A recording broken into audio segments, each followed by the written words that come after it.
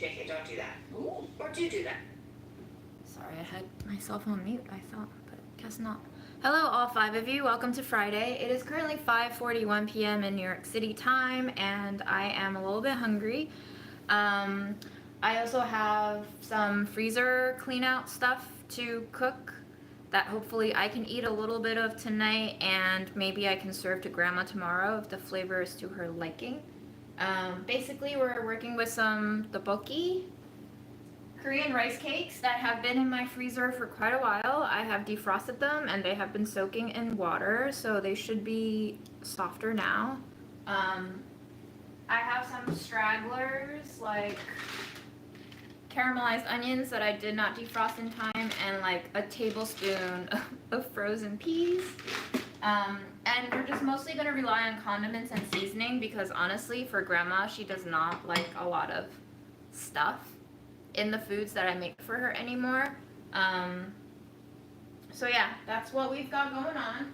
I feel okay, not great, but okay, and I will settle for okay.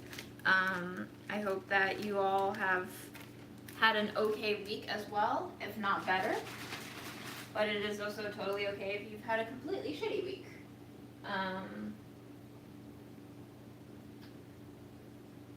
Yeah. I called my dentist up today and I was like, hey, how much is a routine cleaning, x-ray, like, you know, the standard package? And she was like, $165. So uninsured, it costs $165 to get a checkup for your teeth. I think I need it. I have like some serious gum recession happening up here, and it is kind of starting to expose the root of my tooth, basically. It's causing a bit of consistent sensitivity this week. I don't know if it's something that I've been eating that's causing it, or if it's just time for the gum to kind of give way to the root. So, you know, that's happening, and we're just gonna take it day by day.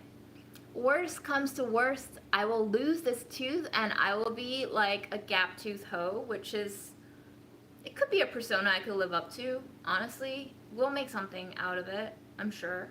I think before, my mentality always used to be like, oh, woe is me, this is gonna happen, this is gonna suck, my body will never heal, and how am I gonna deal with this for the rest of my life? And now I'm just like, bitch, you're gonna lose a tooth? Okay, fucking lose a tooth.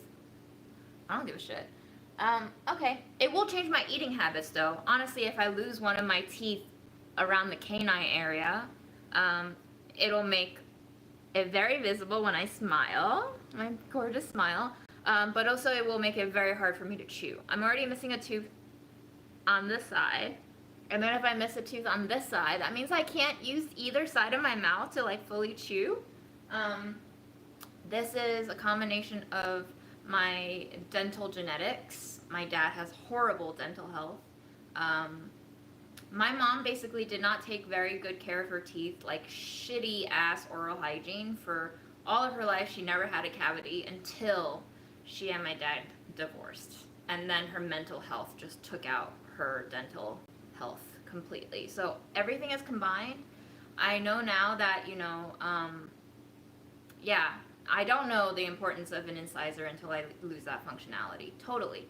And we also don't see the impacts of stress until our body takes the hit visibly.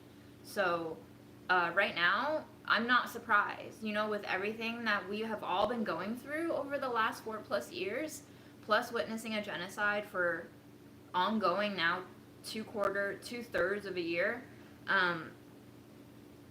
It's a lot to handle. I was also dumped this week again. I've been dumped twice in 6 months, so I will not be dating for a while, so I can understand a little bit better what I should negotiate with myself before beginning to date again. But I was actually just telling Aaron this. I was like, if I ever go back on a dating app again, I need to put cynical cunt up front. Like, that has to be the first thing in my profile. Because honestly, I think people see, like, you know, a small Asian girl and they're like, oh, she's sweet. She's a small Asian girl. And then I'm like, well, bam, here I am. And then they're taken aback. And then they're like, what do you mean this is who you are? I can't handle this. I'm going to pull up your chat. Feel free to criticize me whichever way you want. I'm very open to constructive feedback right now. Because I am totally broken down this week. I have become just so lobotomized in a lot of ways that I don't really react to things much anymore. This is the perfect time to give me all of your most raw feedback, be it critique or advice or support. I'm open to anything, and we're just gonna cook, and I'm gonna spill my brains out like I usually do.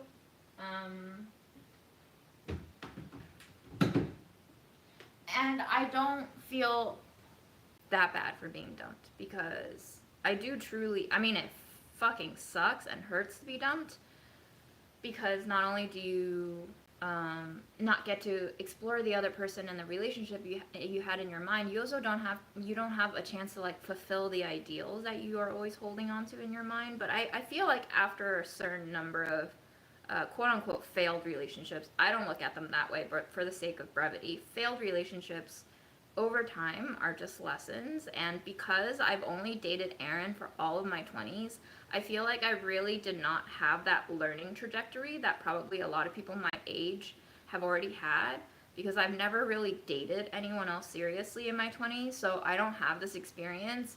So I think it's very natural that, like, I have failed relationships now, because I'm like basically a remedial student in a lot of ways. So I'm learning. It's just, it takes a lot out of you. So let me read some of these comments.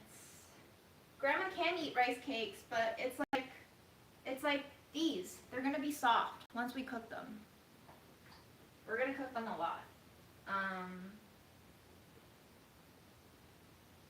I have that, and my dentist put a thin layer of the filling compound along the gum line so it is not sensitive. Oh, so you're basically, like, filling the exposed root as if it were a cavity? Very interesting.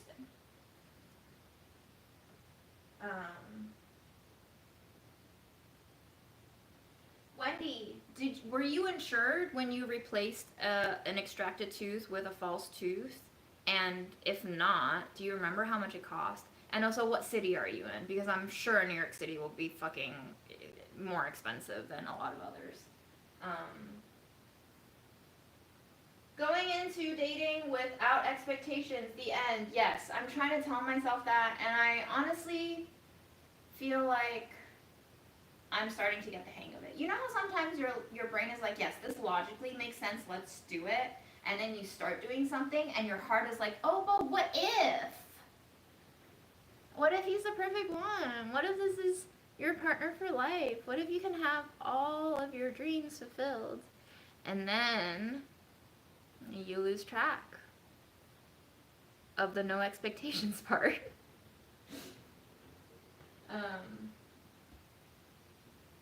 I believe that depression and anxiety can manifest into autoimmune conditions.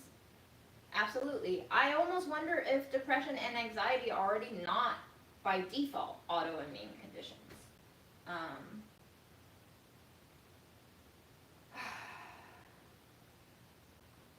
Being dumped feels deeply embarrassing. Yeah, I'm trying to detach myself from that. You know, like, there are so many valid reasons for a relationship ending and not working out, and, you know, there will always be one person who has a little more faith and optimism, or the flip side of the optimism being delusion, that, like, you can work through all of these incompatibilities, and then there will be one person who's like, nah, I can't do this, or nah, we shouldn't do this, or no, it literally makes no sense for us to continue this relationship together.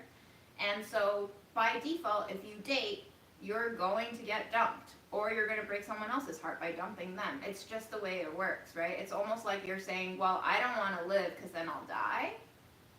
Which, valid, yes, that's my stance, but now that I'm here, already alive, I have to work on accepting that I'm gonna die. And so if I want to get the interactions with other people in the context of dating, I have to be able to pay the price of possibly being dumped. Right now, it's not just possibly being dumped, it's probably being dumped. I'm 2 for 2 now, y'all. On the being dumped front, that is. So it's actually also a very interesting thing, right? Like, I can be seen as difficult, hard to work with, negative, annoying, too much, all of those things. But it also means that, you know, unless I'm doing really toxic behaviors, it also just means that I'm being genuine to myself, and that the more I am myself, the more quickly the other person can see me for who I am, and the more quickly they can see if this relationship works or not. I think some people are afraid to be rejected. I am too. I don't always be myself. You know, I try to like accommodate and compromise because you have to do some of that. It is hard to find the balance though between retaining what you are naturally inclined to do and how much you're willing to shift for the other person or for the sake of the relationship being amenable and sustainable. And I think that is something that can only come with experience, and so every failed relationship is a necessary failure, all in scare quotes, because how else am I going to get the experience within a dynamic to understand who I am when I'm with someone else? Because being in a relationship, you are not going to be the same person that you are when you're alone, right? So, you know, it's like a piece of clothing on a hanger versus a piece of clothing on your body. It's not going to fit the same way, it's not going to look the same way, and anything, really. One food, according to someone, might be delicious, the same food to another person might be absolutely disgusting. Is it always a rational reason for why they consider that food disgusting? No, right? Like, personal preference, total mystery. Same thing with like perfumes and colognes, right? Smelling it out of the bottle, two people might have different opinions on whether or not a scent is good. And then also putting that same scent on your body versus putting that same scent on someone else's body, and the chemical reactions that happens with the scent, the natural sense of your skin, results in a different final smell and fragrance. So it's a gamble. It's always a gamble. Some people like gambling, some people don't like gambling. So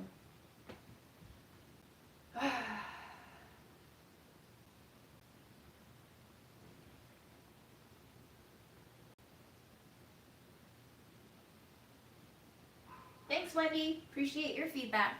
All right, let's start just boiling. Start by boiling some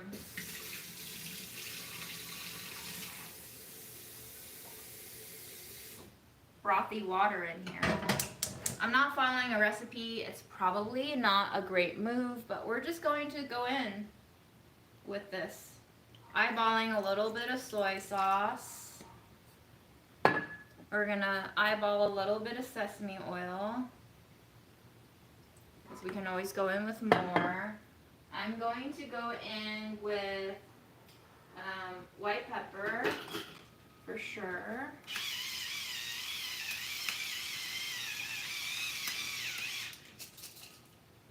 And then we'll use up some of Mom's 5 spice.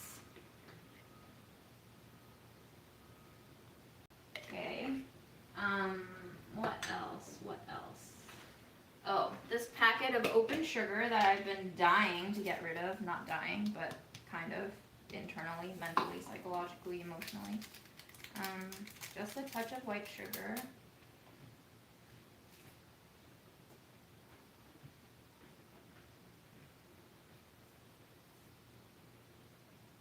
Any tips on cleaning an iron skillet? Soak it, scrub it with coarse kosher salt and a newspaper or a brush.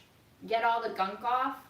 Try not to use soap, but sometimes you can't help but use soap, so, you know, your mileage may vary. I don't know what your pot looks like, so I can't really give you exact details on how to clean it, but abrasion, basically, over chemical, if possible.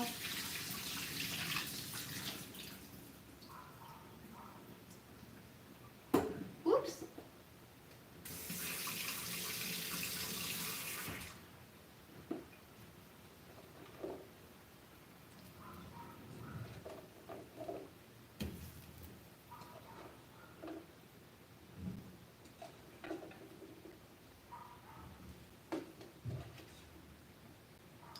Should also put in some onion, garlic powder, all of that good stuff. It'll come right up. We're just winging this as we usually do. I think I'm going to put in just a little bit of our ground green citron peppercorn. And then we'll do onion, garlic. Grandma seems to tolerate those basic spices the best. Oh, actually, I accidentally over poured garlic powder earlier in the week, so we can use this up. Perfect.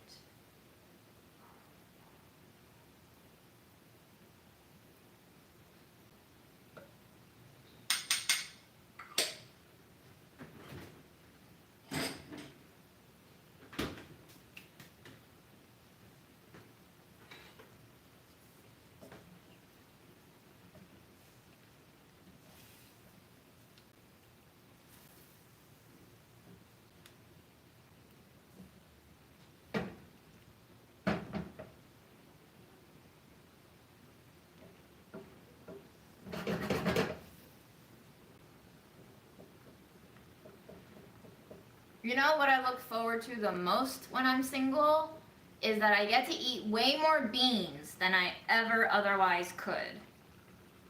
At least for the first 9 to 12 months of a relationship, I feel like I can't really eat as much beans as I want to. Oh, that's a lot. That's asking a lot of me. That's already invisible compromise that they are not aware of.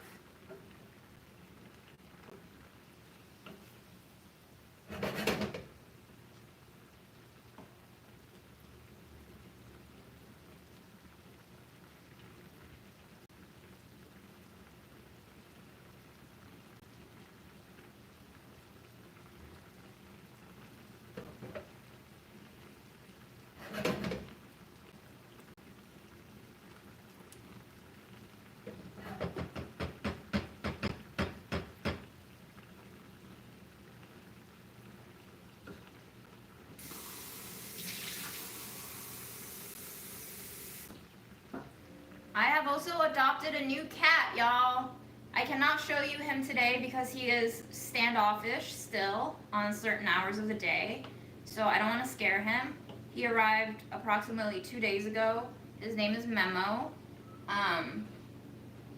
It's funny, I saw his listing and I thought, gee whiz, this old man is fucking adorable. I want him. So I applied for him. Then I got rejected the next day with no explanation. And then I wrote back in an email, hey, can you tell me what's wrong with my application? And they were like, not responsive for 2 days. And they were like, oh, here's what went on.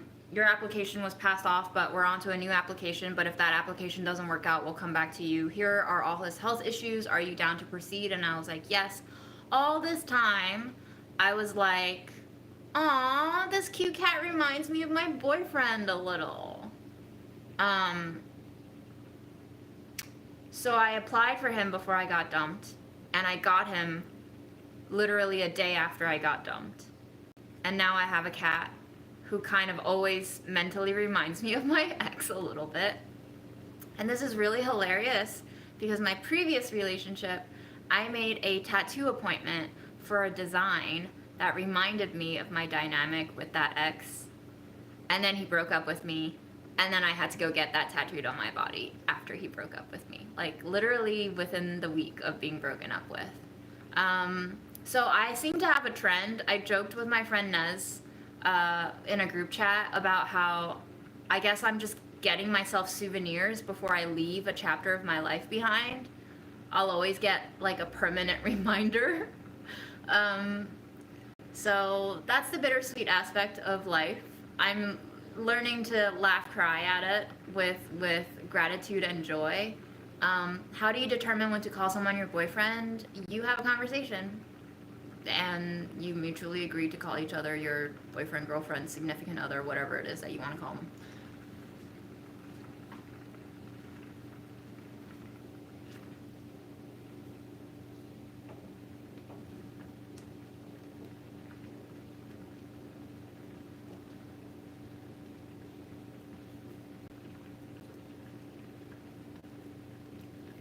Yeah, please don't call someone your boyfriend, girlfriend, whatever you want to call them without asking them and having a chat about it.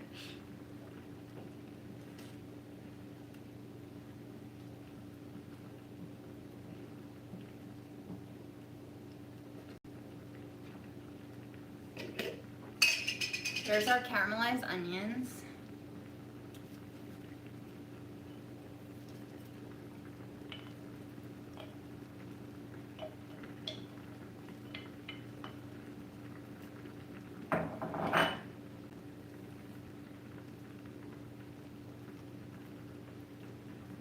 Yes, Siobhan, these are Korean rice cakes that I've had in my freezer.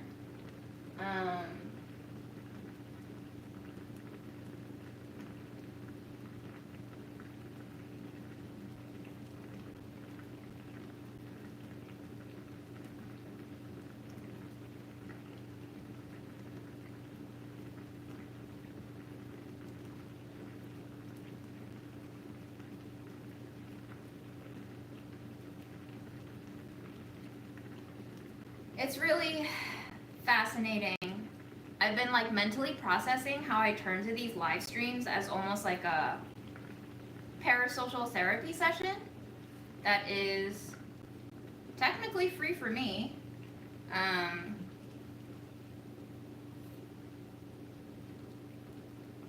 So thanks for being my free therapists, I guess. You're just like silent mirrors of sorts. I get to talk to myself like I do in therapy. But instead of one therapist, I have so many uncertified, unverified, absolutely invisible strangers.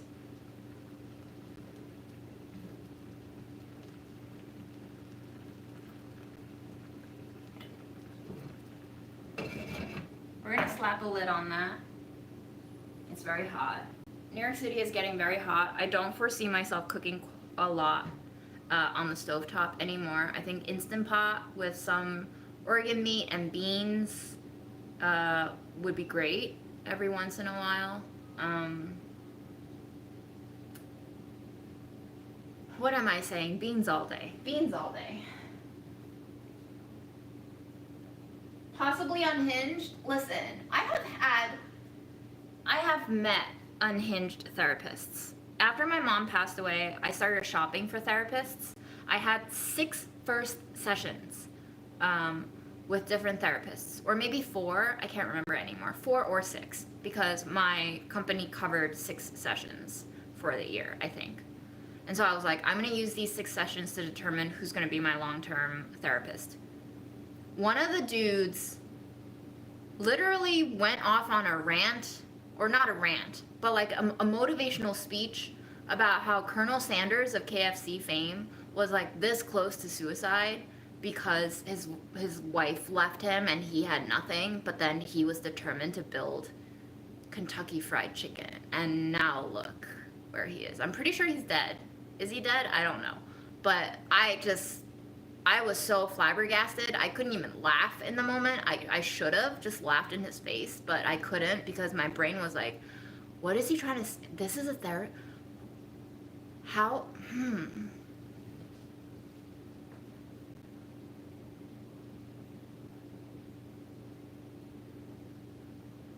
New York City does not have to have AC in the apartments as a requirement. It's totally optional for you. I have an AC that came with the apartment, but it's in the living room, which does not have a door, which means very inefficient energy. Now, in these months, Con Edison is averaging about $75 monthly bill without AC.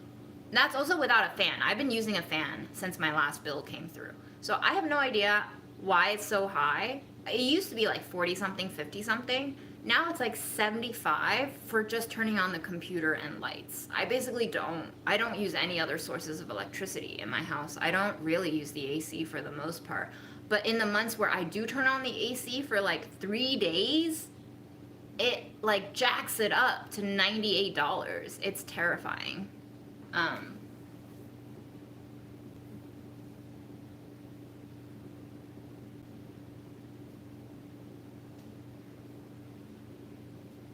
I might have to get an AC for the bedroom because Memo really likes hanging out with me, and he has fur and I don't, so I feel like I don't want the old man to suffer. He's 13 years old. Apparently he's 13 years old. He does not look 13. He looks very skinny and kitten-like. So that's been also very fascinating to come to terms with, for sure.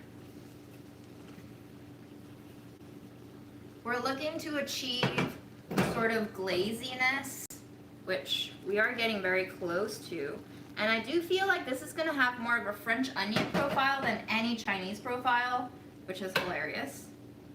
But as it goes with my cooking, we respect no tradition, but all cultures.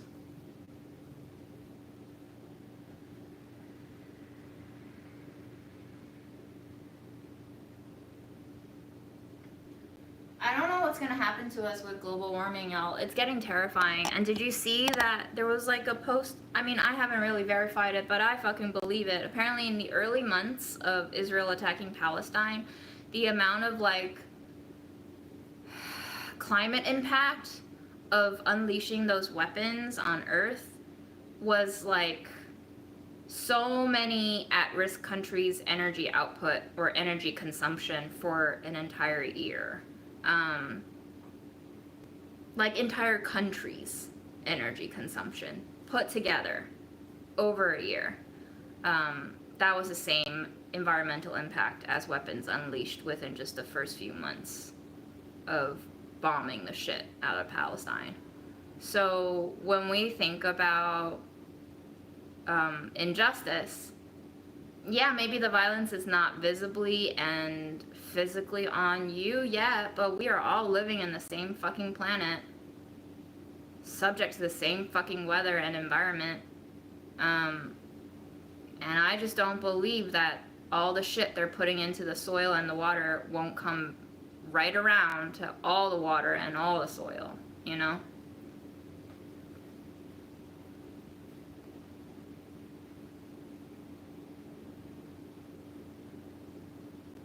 The heartache of your past relationships have come back recently. What's causing them to come back up?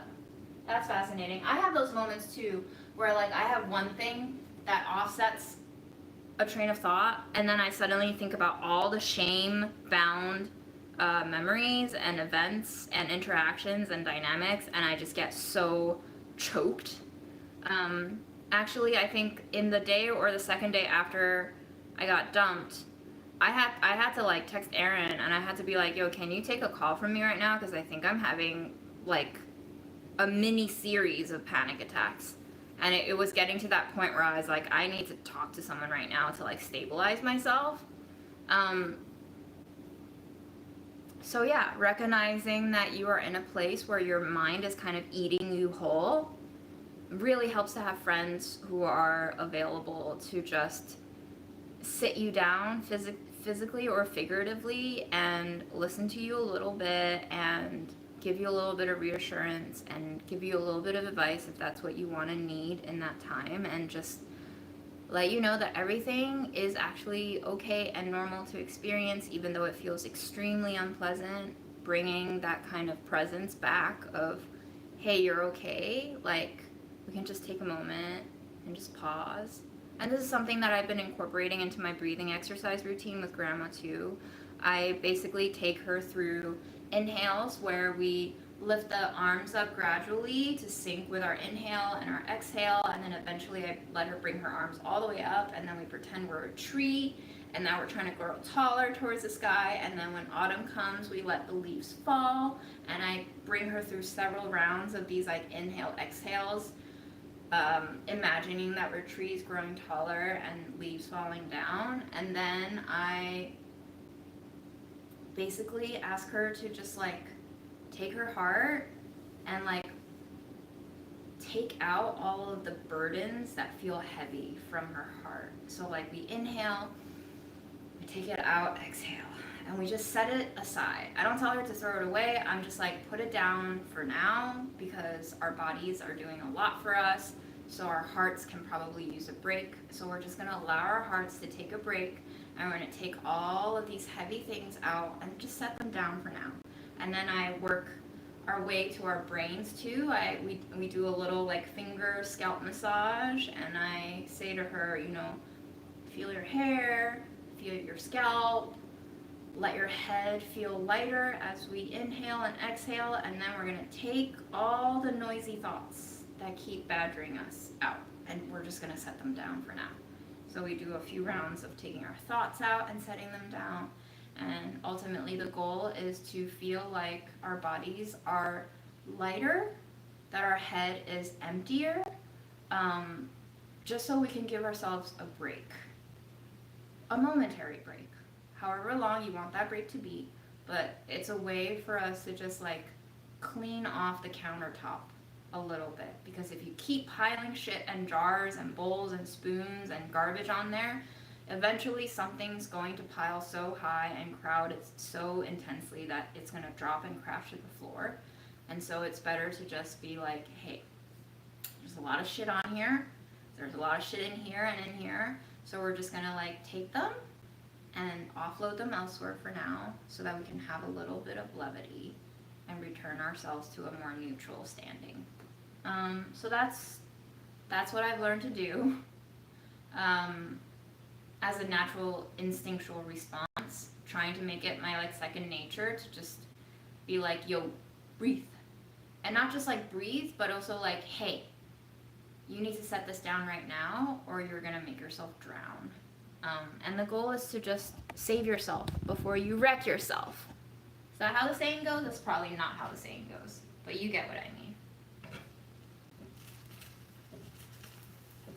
All right, okay, nice and soft. We're gonna turn the heat off because it's starting to burn on the bottom. And I'm going to pour in our tablespoons, literally a tablespoon of peas, but it'll add some color, it'll make grandma happy. And then we can taste it after the bottoms get a little bit less burny. It's just like very brown right now, it's not actually burnt, so I'm just going to turn the heat off and I'm gonna let the remaining liquid in here soak through the more crunchy bits, and then we can lift it all off. Right, check yourself before you wreck yourself. Thank you.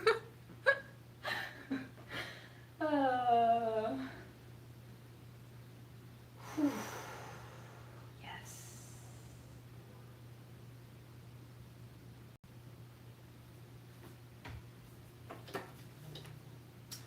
I also made myself a shake. I've been making myself a shake with some protein powder and farmer's market greens and grandma's milk and some kind of grain to thicken it. But lately I've been using beets. Beets make a really nicely cooked beets make a really nice glossy smoothie. I don't know if it's because I'm like emotionally downtrodden right now or because of my teeth or both, but I haven't really had an appetite for a lot of food. Like, I recognize that I'm hungry, but I'll open up my fridge and I'll be like, not you, not you. I'll take a tablespoon of cashew butter, not you. So I think I'm just gonna make a shake right now while we eat that and taste it.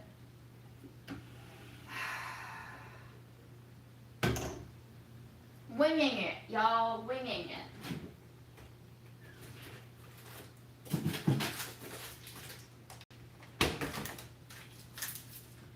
Grandma's okay. For a while, they like decreased her medication, and she went a little bonkers with her realities. But today, what was fascinating was a while back, she kept mentioning a relative, and it got to the point where she was like so insistent on me grabbing that relative to come pick her up that I had to tell her that, like, hey, that relative died in surgery recently. I'm so sorry to tell you, but she's not here anymore. And then grandma like broke down for 3 days, and I felt so bad, but it got to the point where it had to be done. And then she hadn't mentioned this relative in like 2 months, and today she mentioned the relative again, and I'm like, where did this come from? So I don't know. I don't know how she's doing, honestly. Every day is a little bit different, so.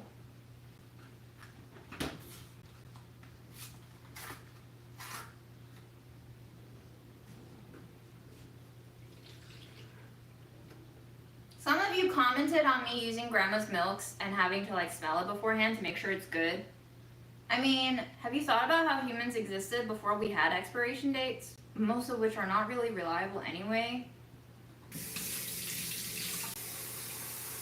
Just saying, it's okay to trust yourself a little bit more. If the last 4 years have not taught you to learn to trust yourself more than you trust other people, absolute strangers, I don't know what to tell you, bro.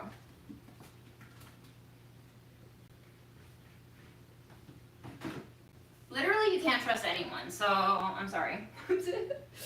You know, we're gonna put in a little bit of Everything Nice baking spice. I've been using some of the spice blends that I don't really use that often in my smoothies, and I've really started to like them. This one has royal cinnamon, coriander, wild mesquite, smoked star anise, and cardamom, so it's got a really nice sweet savory balance, which ties in very well with my sweetened coffee flavor protein powder and the vegetables, which have obviously more of like a bitter broccoli taste to them. So the spice kind of acts as a flavor bridge between the two more dissonant camps.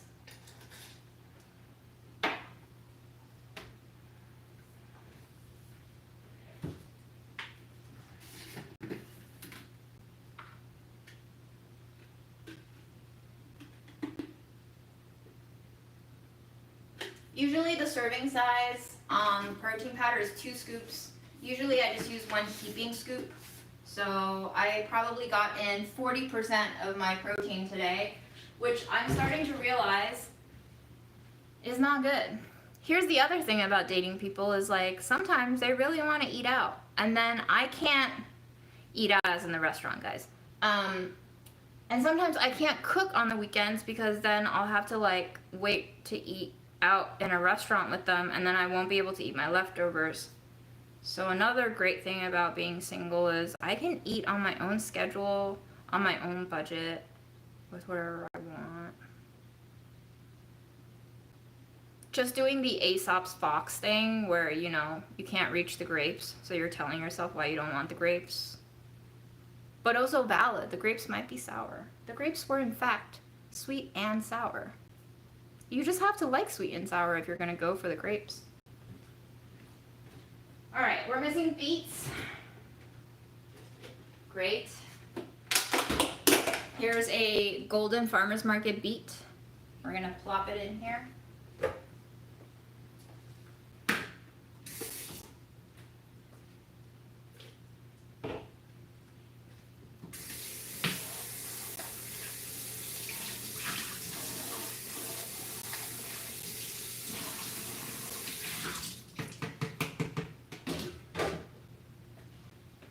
I do feel like I become much more entertaining after being dumped. Like, there will be a dip in mood for sure, but once I start to like come over the hilltop of the disappointment and rejection and self-hate, there's a certain kind of freedom and liberty. Every single time I get rejected from something, be it a job or myself or another person, you go through like a trial by fire internal weeding out of who you are and who you want to be. It makes you confront the parts of yourself that you like, that other people don't like, and then it forces yourself to ask, is it more important for me to hold on to this aspect of me, or do I prefer the company of someone else more? The more discerning question that actually is a very necessary follow-up to that one is, you have to be selective of who to cater to. I'm not just gonna bend over backwards for anyone so that they like me, right? There has to be a certain level of standard that the other person hits for me, that they fulfill for me before I start bending over backwards. And then there's only a certain amount of bending over backwards before you crack your spine and die. So keep that in mind too. All right, we're gonna have noise now. I'm just warning you, it's gonna be loud, okay? This has a lot of horsepower in it.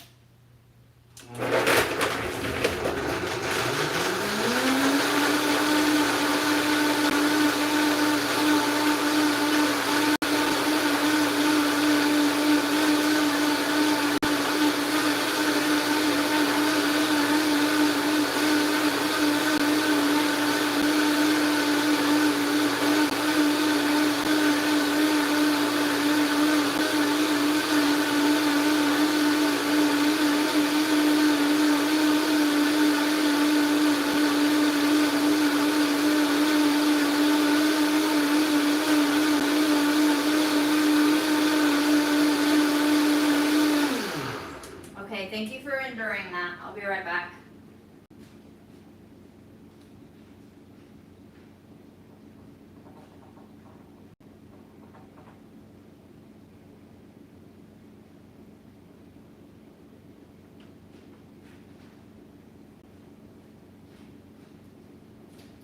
I wanted to get my glass that is already dirty with my morning smoothie. It's pretty gross. Don't look at it too closely.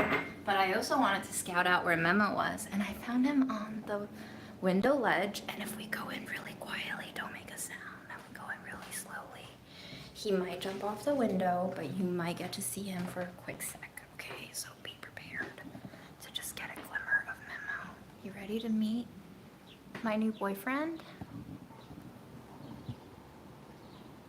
Hi, babe. How are you enjoying the window view? Are you a little camera shy? Do you want to say hi to the people? Oh, Memo. I think he's shy. He literally turned away to hide behind the curtain. Hi, babe. You're so cute. You want to be on camera a little bit more?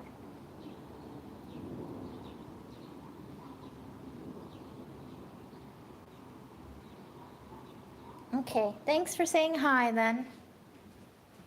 Off we go. I enjoyed that preview of Memo. Maybe soon he will join us in the kitchen.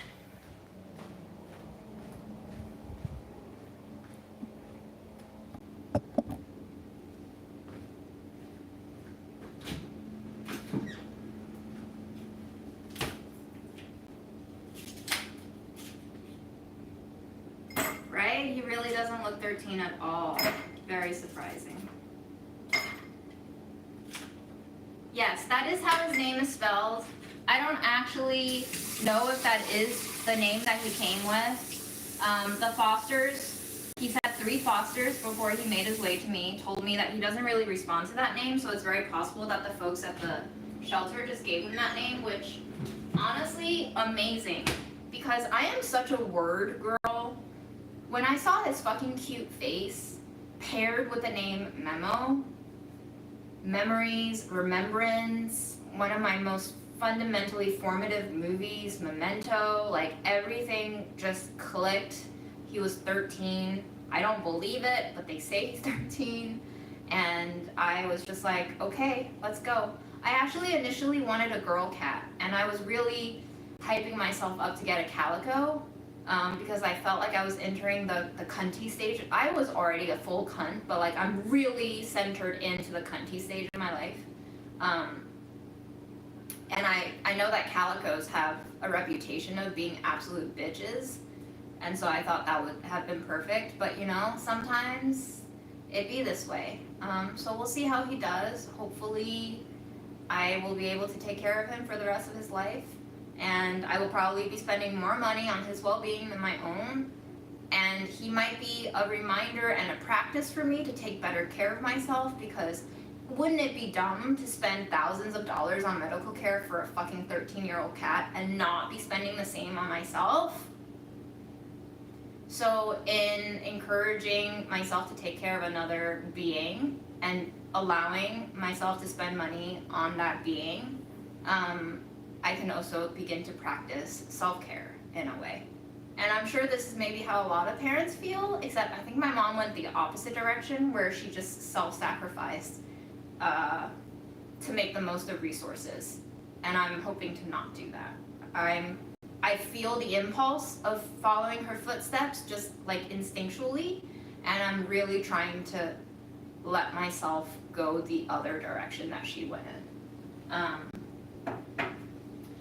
He currently does, I think, have all his teeth, but he might have stage 2 dental disease, so once he settles in and feels more comfortable, I'm going to re-traumatize him by probably taking him in for a dental cleaning. But it might be a while. I'll keep an eye out. I'll give him greenies, dental treats in the meantime, but he really hates his nails being clipped. He really hates the carrier. And he's been through a lot in the last 7 months since he was surrendered to the shelter, I think in November of last year. He apparently used to live with a household with 4 other cats. So I don't know where those 4 other cats are. He might have lost all his buddies that he's had all his life. I don't really know more of his backstory other than he was an owner surrender. And with the increasing amount of evictions happening in the city, and also post-COVID and people returning to their lives and their routines again, there's been a lot of pet surrenders. So yeah, we're just gonna try to make sure that he feels comfortable, that he develops trust with me before we put him through more of that, because as we have seen with ourselves, the more stress you're under, the more likely you are to fall sick. And so there could be like a diminishing return sort of thing if I take him into a vet too quickly. Oh, thank you. I think my boyfriend looks healthy too, but we'll see. He had a little wheeze attack today. When he first came to me, he slid under the radiators to hide, but the radiators are the one place that I never clean. Like, they have so much dust in them, even from the previous occupants. So I'm hoping that he doesn't have a bacterial infection forming from his hours in the radiators, but we'll see. Hope for the best.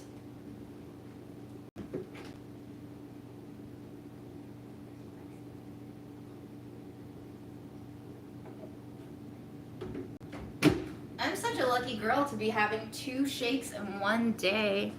Look at how glossy this is.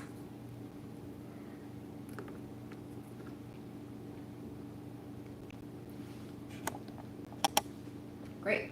Love it.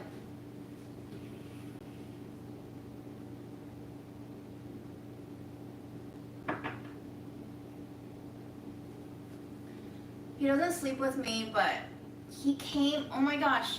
I was on the bed this morning, he jumped onto the bed, and he came over to sniff my face. It was adorable. And yesterday he was lolling on my bed, being a cute ass. And I got really close to his face. And he came to sniff me. And then I kissed his nose. And we had like 2 seconds of heavenly bliss. So we've basically already made out. This relationship is moving very fast. He could be love bombing me. That has happened to me before. I should be more wary of it, but since I have actually kidnapped him and trapped him, he has no choice. He cannot leave me anymore. I mean, he can.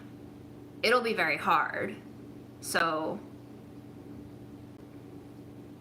we'll see who wins.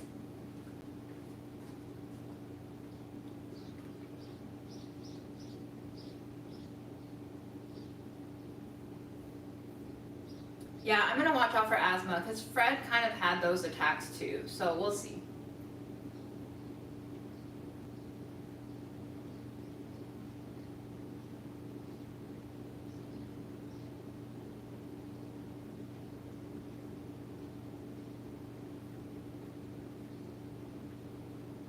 He's currently very small. He's very skinny. Like, you could see his the outlines of his haunches.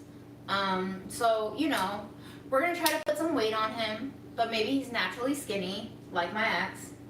He also has really long legs, like my ex. He also doesn't like being picked up, like my ex. There's a lot of similarities. I can't go through all of it right now without crumpling again. But life goes on, and we're going to open this pot right now and see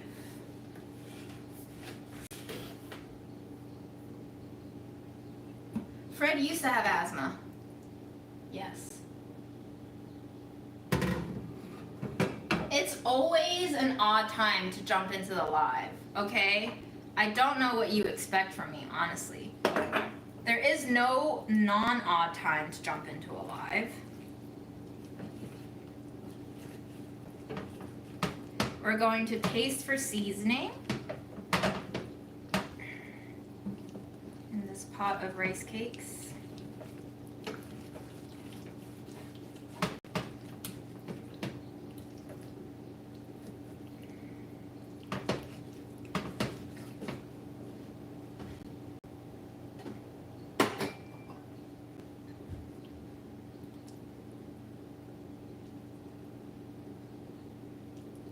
I'm going to try to eat a lot of the more imperfect rice cakes because Grandma has a real issue with feeling like people are constantly giving her leftovers, which yes, this will probably be technically a leftover, but Grandma, it's not like I'm giving you dog slop, which is literally what she thinks. She thinks people are giving her dog slop.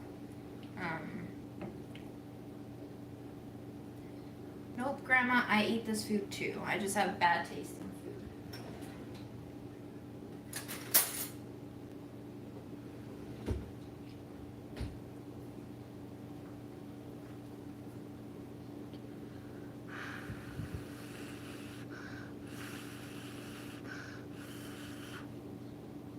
And the good thing about this pot is if Grandma doesn't like her serving tomorrow, then I will have just cooked myself food for the next 2 days.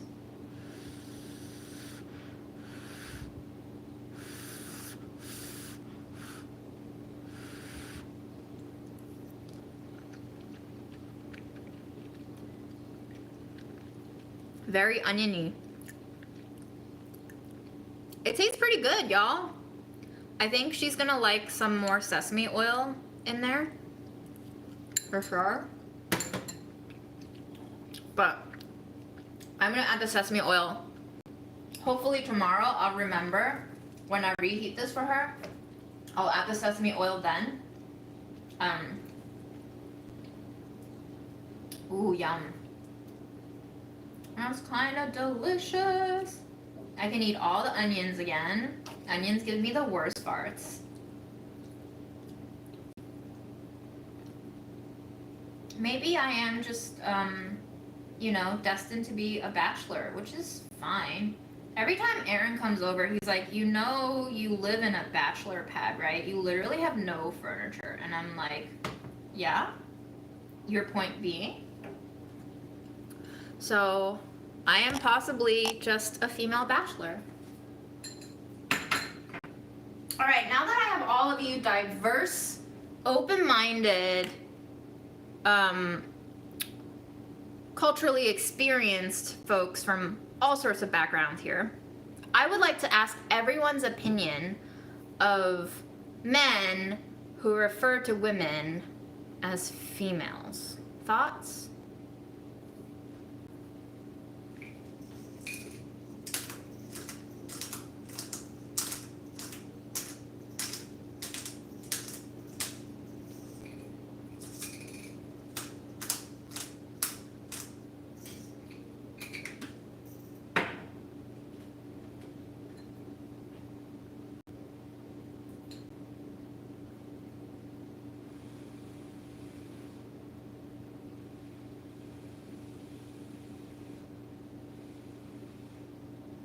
Wait! T-Beck, can you please expand on it's a military thing? I'm so fascinated. This is actually very pertinent. Tell me more. Thank you in advance. I'm super interested in this. Tell me about the military people.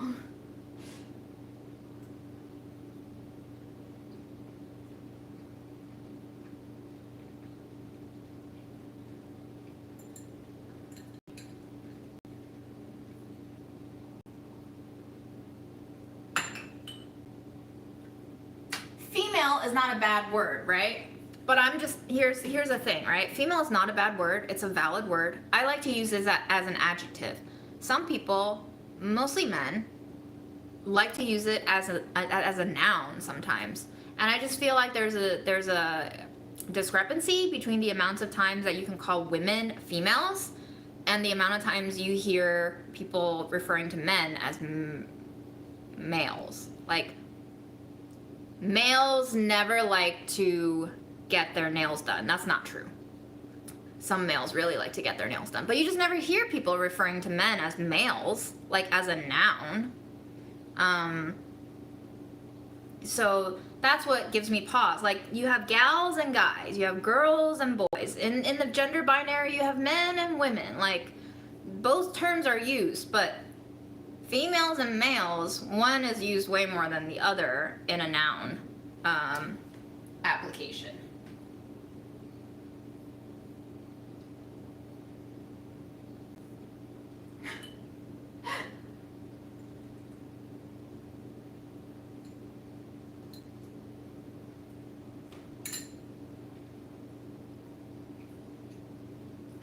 Mushroom recipe, soups, stir fries, roasts. Use them anywhere you want. I also have seen people cook them in whatever format, usually just in a pan with butter, and then they food process it until it's like coarsely chopped into like a pate almost. That shit is delicious cold too. Spread it on toast.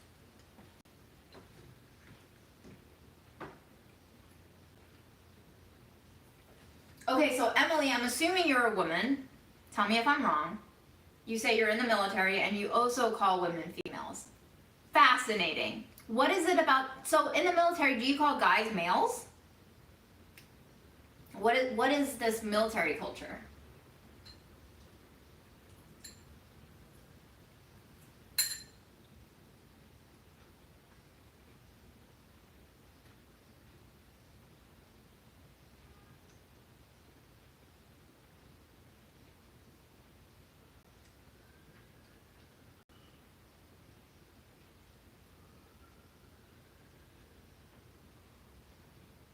The female emerges from the forest.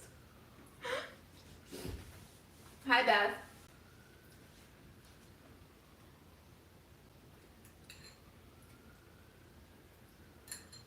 Interesting. Standard terminology. Fascinating. Okay.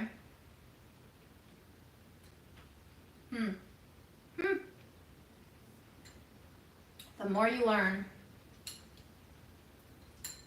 Well, thank you for this cultural lesson. Always down to learn more. What is the U.S. military policy on trans folks joining the military now?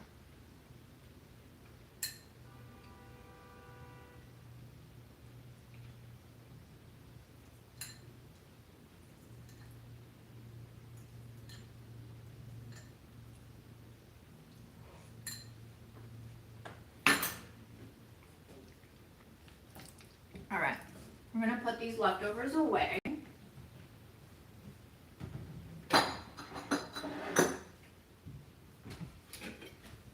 Perfectly seasoned, if I may say so myself. Very proud of this concoction.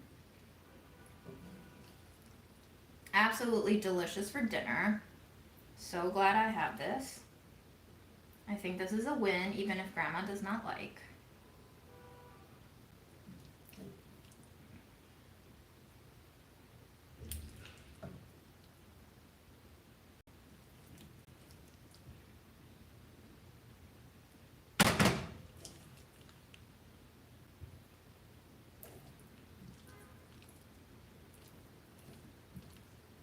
I'm actually gonna keep a little serving for myself in another jar, just in case she does like. I want to hold on to some of this.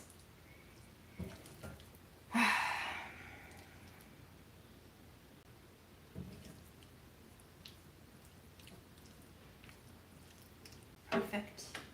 I'll give her the most complete, tasty versions.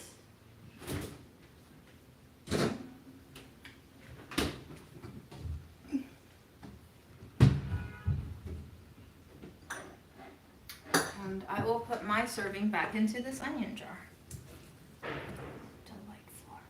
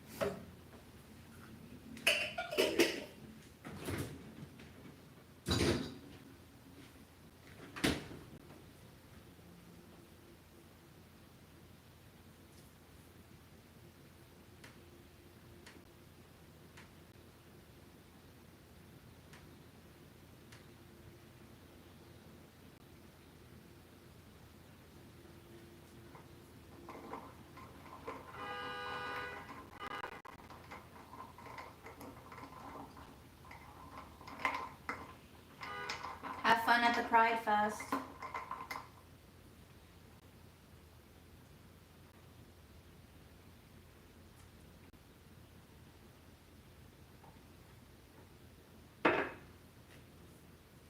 What a fun thing. What a fun thing. All right. Well, that's all the life updates. I've kind of crammed it into an hour. Very info-packed session today, I think. Is our time up? Will you charge me more if we go overtime?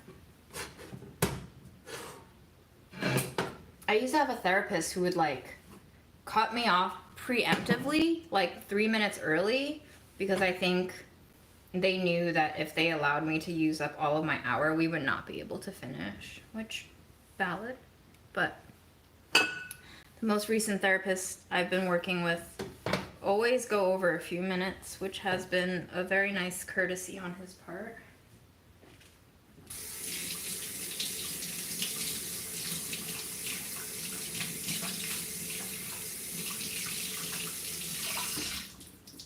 Dish is done. Cool.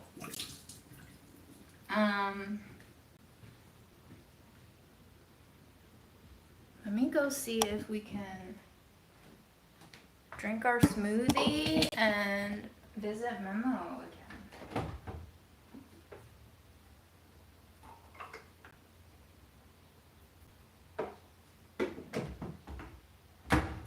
Minutes might be standard, yeah.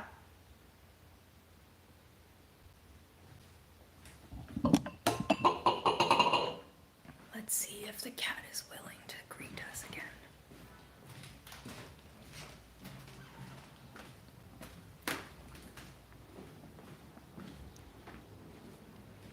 Babies, are you napping?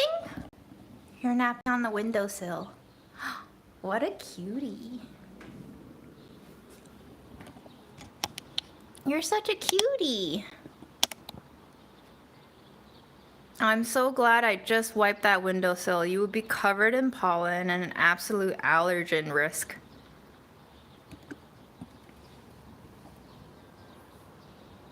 Here's my animated stuffed toy, and here's my inanimate stuffed toy. Hi.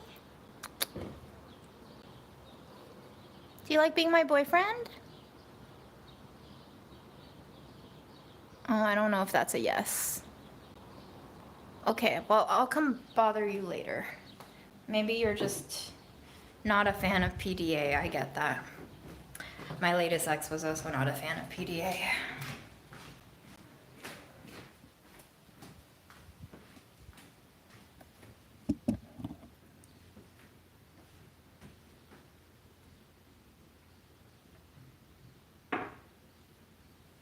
I haven't gotten any more poetry books.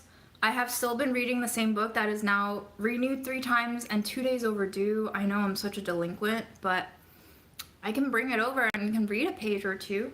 I've run out of things to talk about, so I was just going to read your comments.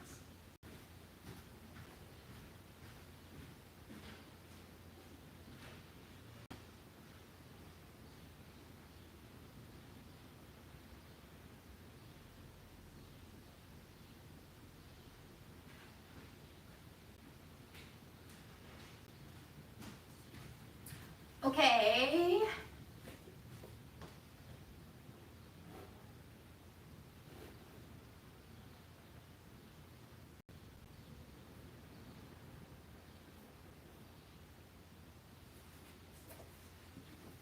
Yerba mate. I think I tried it twice. Wasn't a fan. Same author. I don't know if I've featured this book yet.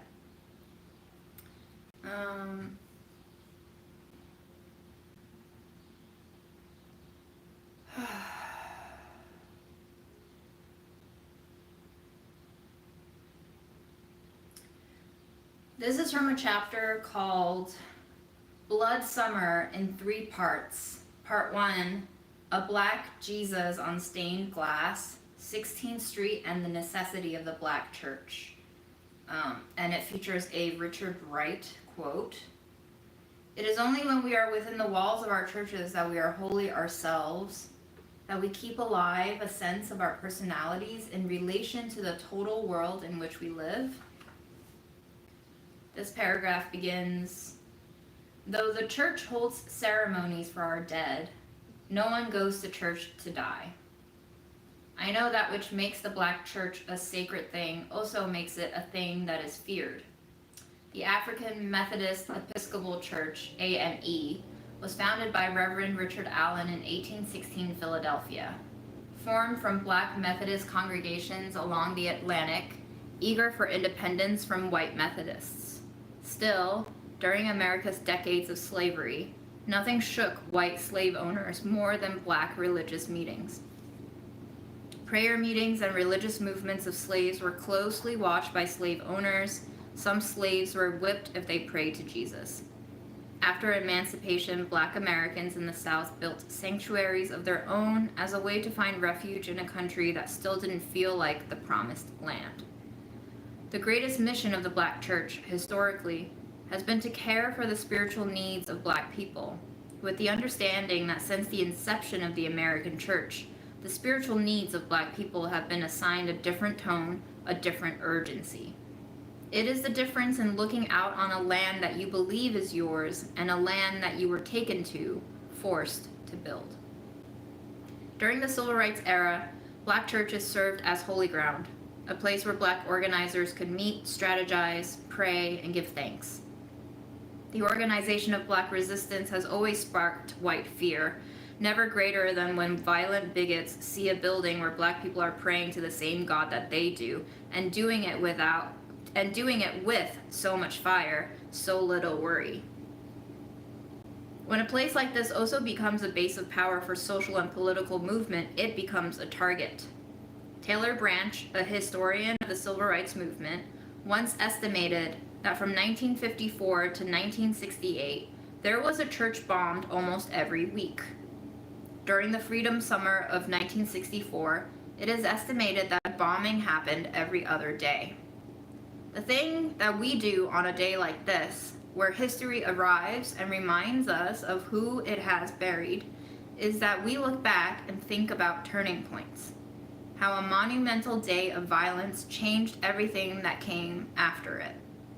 What hurts me the most is that we don't ever get to do that here. We do get to mourn Addie Mae, Cynthia, Carol, and Denise in the best way that we can. We do get to reflect on what it means to live in a world where little girls can get dressed up to go to church and not make it out alive. But there isn't the satisfaction of knowing that we live in a world where this could never happen again. In the mid-90s, 59 Black churches burned, mostly in the South, leading then-President Bill Clinton to sign the Church Arson Prevention Act. But churches still burned. The Black church was still a target. in the summer of 2015, Dylan Roof walked into the Emmanuel African Methodist Episcopal Church in Charleston and unloaded a handgun. In the days following, 6 black churches were damaged or destroyed. I imagine this to feel like the whip being taken to the back of any black community that dares pray to the same Jesus as its white counterparts. When the fear of death is omnipresent, when it has followed you into houses of worship for as long as you've known how to say a prayer, praying becomes an act of immense urgency. To be black and know how sacred this is, to see a whole history of your sanctuaries burned to the ground or covered in the blood of your brothers and sisters, it demands you to give yourself over to a loud and eager prayer, one that echoes through an entire week until you are called back again. The black church, where we can do this without apology, without the politeness of anxiety. Yes, be loud and free and rattle the walls with song. Yes, clap and stomp and sweat on whomever you must. Yes, leave baptized and clean. Yes, survive another week and pray for another. It goes on.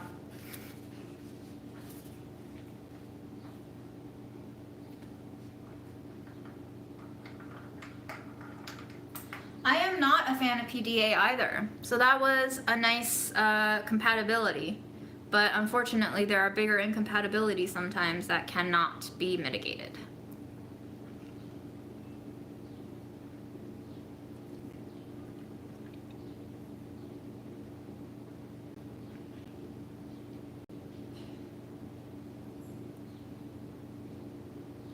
A fascinating day, a fascinating week, a fascinating year. This book is, his style is so distinctive. The last book that I've read that came close to this level of interweaving the personal, the historical, the cultural, and the philosophical was, I think, Trick Mirror by Gia Tolentino. I remember that being the first book that I ever was enthusiastic to read through and finished in pretty quick time for myself. I used to just lag on reading books, and that was one book that I happily consumed. But yeah, I don't know how to say his last name properly, but Hanif has a way with making everything feel connected and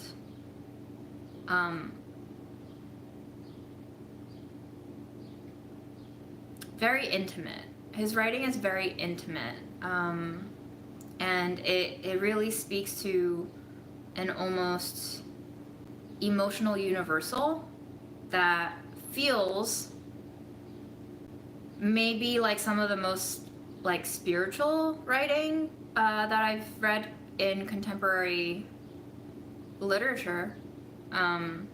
So this is one of his earlier essay collections. I feel like I connected a little more to his newer works, but there are still quite a few chapters in here that really made me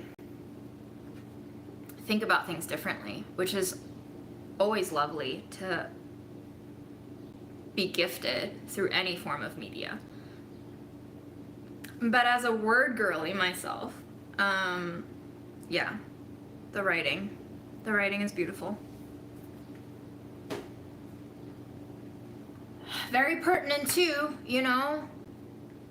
bombing places of safety and bombing places of solidarity and culture and cohesion because you fear what they could be if you allowed them to be what they could be, is a recurring theme, chorus of destruction that we have seen time and time again. The meme-ified phrase, "this is why we can't have nice things," comes to mind. I think as a species, we have this very self-sabotagey dynamic where we can't integrate other people's success into our own well-being. we've been made to feel threatened at every turn if someone does something that doesn't directly contribute to our visible success or visible growth or visible expansion and development. And I'm just really tired. I'm tired of our prioritization of progress. I'm tired of our prioritization of growth, expansion, because to what end, you know? And I think one of the fundamental breaking points that I could not agree on with my ex was how he defined what happiness was and what I defined happiness to be for myself. So when you have a fundamental disagreement of what that means to you, both ideologically, philosophically, emotionally, and materialistically, in terms of how you live, what you aim for in your lifestyle, he was right to dump me. He was right to say that this wasn't going to work. I did like him a lot. So, sad? Yes. But also fascinating. I wrote an Instagram post maybe last week about how I've been thinking about people as museums. Museums have different rooms holding different collections, and you really have to like take time to explore each piece of the art, to let it affect you. You must be open to wanting to be affected. And so for me, learning someone takes a lot of time. Maybe it takes more time for me than for other people. And I feel like when people don't feel this overflowing sense of enthusiasm from me, they take it as a form of rejection. I don't think of it that way. I just think of it like this is my observation phase. Like this is the time that I'm taking to understand the context of you. But, you know,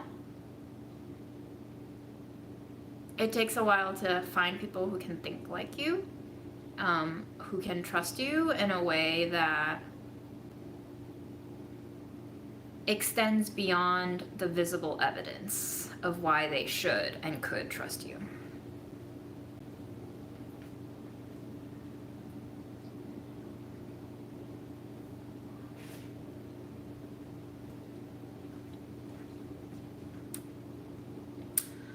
I think that's it for me, unless you have questions you wanted to ask me, or things that you wanted to share, or questions you wanted to ask everybody who's on this live. I'm down, but I have run out of topics. I am exhausted from this week.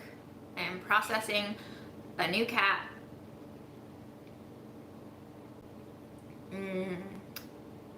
exfoliating my soul, finessing my identity, or completely relegating self-definition to the back burner because it's not important.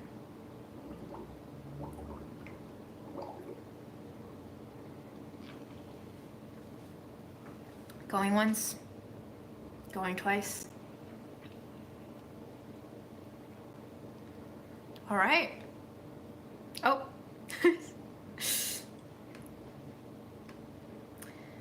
Here's a question for you, June. Have you ever wanted to visit Australia? I've never visited Australia. I don't think I've ever really wanted to visit Australia, except there was a period of time when Instagram kept showing me Australian bakeries. But no desire to visit Australia outside of those bakeries that Instagram showed me. Should I visit? You've described many people as a Monet painting. Interesting. Impressionism. Very fuzzy up close, only to be seen clearly from afar. You get lost in them the closer you walk towards them. That's a great metaphor.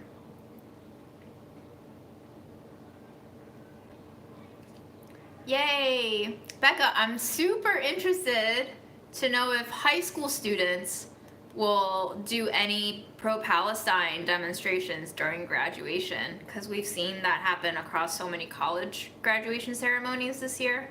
I don't actually know how high school culture is participating in the movement for Palestine. What up, Hawaii?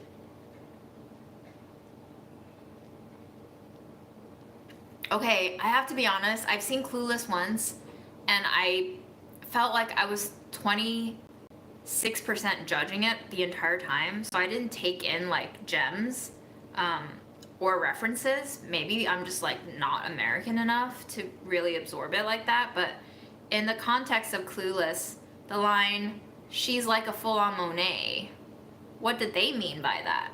What does it mean to be a full-on Monet in Clueless? I am very fascinated to learn.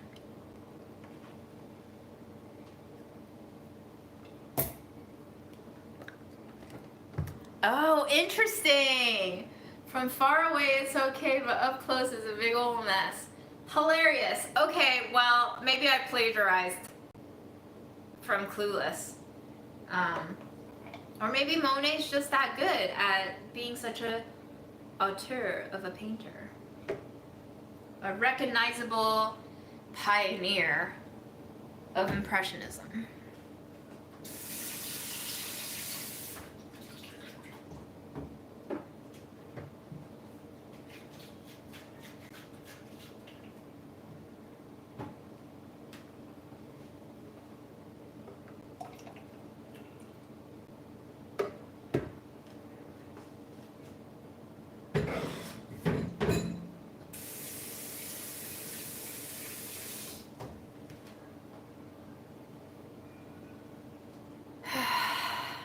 I'm proud of your son too, Becca. I don't know him, but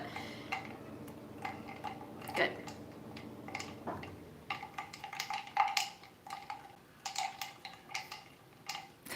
Folks, I am feeling a little bit exhausted, so what we're gonna do is take you once again to see if Memo's down to say goodbye. And then I wish you all a very pleasant weekend. I have social plans so that I'm not isolating myself into the hermit stage of post-breakup tragedy and self-despair. Here's my boyfriend. Stop hiding. You're gorgeous. Yes, you are. Cutie. What up? Okay, we'll leave him alone. We won't push the envelope. Can't cross boundaries that often. Thank you all for joining me. I hope you get some rest. I hope you take care of your cavities sooner than I take care of my cavities. And yeah, I'll see you all next time, hopefully with more life lessons to commiserate with you all on. Peace. May peace be with you.